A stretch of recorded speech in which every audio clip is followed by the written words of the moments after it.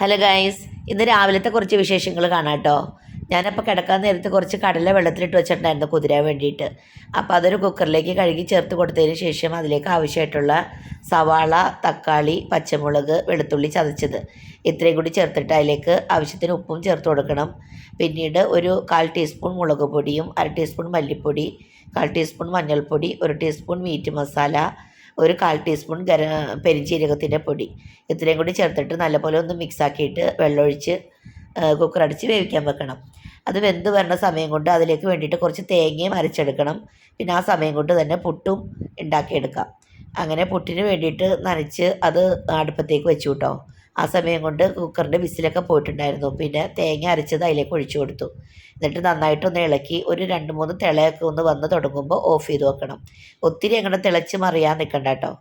പിന്നെ ഒരു പാനിലേക്ക് അല്പം വെളിച്ചെണ്ണ ഒഴിച്ചിട്ട് കടുക് പൊട്ടിക്കണം. അപ്പോൾ കടുക് പൊട്ടി വന്നപ്പോൾ പുറത്തേക്ക് തെറിക്കണത് കൊണ്ടാണ് കേട്ടോ ഒന്ന് മൂടി വെച്ചത്. പിന്നെ അതിലേക്ക് ഉള്ളി വട്ടത്തിലരിഞ്ഞതും കുറച്ച് കറിവേപ്പിലയും 2-3 വറ്റൽമുളകും കൂടി ഒന്ന് നല്ലപോലെ മൂപ്പിച്ചെടുത്തിട്ട് കറി അതിലേക്ക് ഒഴിച്ചു കൊടുക്കണം. അപ്പോൾ നമ്മുടെ അടിപൊളിയായിട്ടുള്ള കുറുകിയ ചാറോട് കൂടിയിട്ടുള്ള നല്ല സൂപ്പർ കടലക്കറി തയ്യാറാക്കിയെടുക്കാം. പിന്നീട് പുട്ട് ആവി വന്നപ്പോൾ അതും കൂടി ഒരു പ്ലേറ്റിലേക്ക് മാറ്റിയിട്ടോ.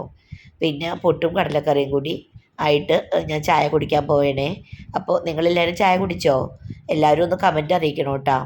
പുതിയൊരു വീഡിയോയുമായിട്ട് വരുന്നത് വരേക്കും ബായ്.